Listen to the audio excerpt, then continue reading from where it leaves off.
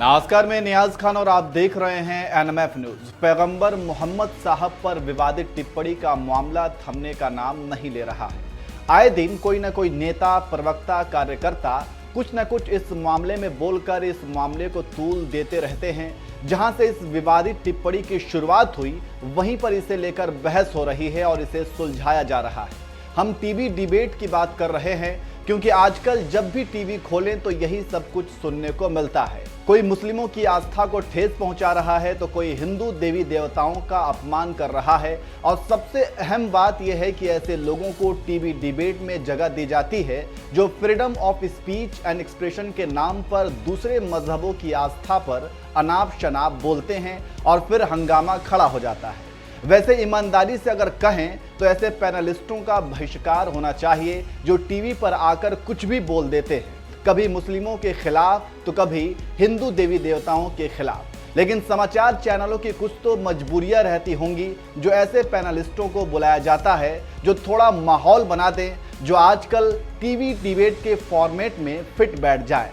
कभी कभी तो ऐसा लगता है कि हमारे देश में बुद्धिजीवियों का ज्ञान कितना निम्न स्तर पर पहुंच चुका है, क्योंकि टीवी डिबेट में जिस तरह से इस्लामिक स्कॉलर, राजनीतिक विश्लेषक या हिंदू स्कॉलर के नाम की पट्टी लगी होती है, ऐसे स्कॉलर बोलने के लिए जैसे ही अपना मुंह खोलते हैं तो एक ही कहावत याद आती है, नाम बड़े और दर्शन छोटे।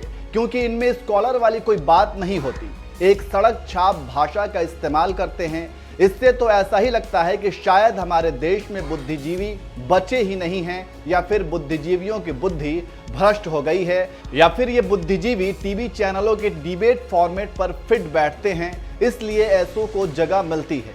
राष्ट्रवादी चैनलों द्वारा ऐसे पैनलिस्टों का बहिष्कार किया जाना चाहिए जो विवादित बोल बोलते हैं, ठीक वैसे ही जैसे अभी विवादित बोल बोलने वालों की लिस्ट जारी की गई है और प्रशासन का डंडा चला है।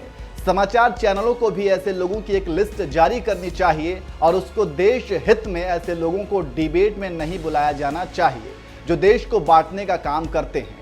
आपको बता दें कि ऐसे ही एक न्यूज चैनल में स्वामी यति नरसिम्हानंद और ओवैसी पर हुए एफआईआर को लेकर डिबेट में कांग्रेस के प्रवक्ता आलोक शर्मा ने सांकेतिक तौर पर एक पोस्टर के जरिए प्रधानमंत्री नरेंद्र मोदी और गृह मंत्री अमित शाह के खिलाफ अपना विरोध जाहिर किया है।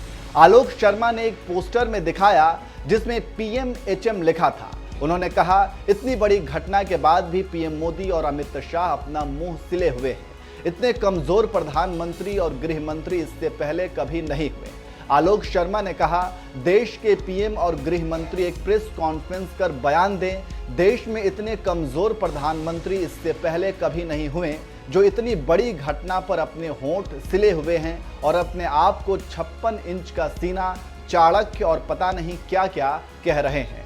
वहीं आलोक शर्मा ने नुपुर शर्मा के विवादित बयान देने को लेकर कहा कि आज से 5 साल पहले मैंने जी न्यूज़ पर नुपुर शर्मा को समझाया था कि जहर उगलना बंद कर दो, मेरी छोटी बहन की तरह हो, लेकिन इनको पूरी सरपरस्ती ऊपर से मिलती है। कांग्रेस नेता ने मोदी सरकार में मंत्री साध्वी निरंजन ज्योति के एक बयान पर निशाना साधते हुए कहा, जिन लोगों ने दिल्ली के रामजादे और अहमदे का बयान दिया उन्हें मोदी सरकार में मंत्री बना दिया गया।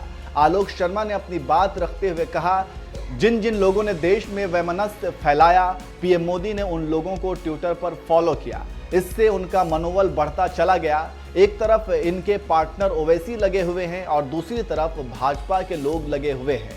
इन लोगों पर हुए एफआईआर पर मैं कहूंगा कि 900 चूहे खाकर बिल्ली हज को चली। आपको बता दें कि भड़काऊ बयान को लेकर सरकार सख्त नजर आ रही है। वहीं गुरुवार को दिल्ली पुलिस ने नफरत फैलाने और धार्मिक भावनाओं को आहत करने को लेकर 2 एफआईआर दर्ज की है। एक में नुपुर शर्मा आरोपी हैं तो वहीं दूसरे एफआईआर में असदुद्दीन ओवैसी और यति नरसिम्हानंद समेत 31 लोगों को नामजद किया गया है। तो इस तरह से धार्मिक भावनाओं को आहत करने और भड़काऊ भाषण को लेकर मोदी सरकार सख्त है। वहीं क्या समाचार चैनलों को भी ऐसे विवादित टिप्पणी करने वालों का बहिष्कार करना चाहिए? इस पर आपकी राय क्या है? कमेंट करके जरूर बताएं।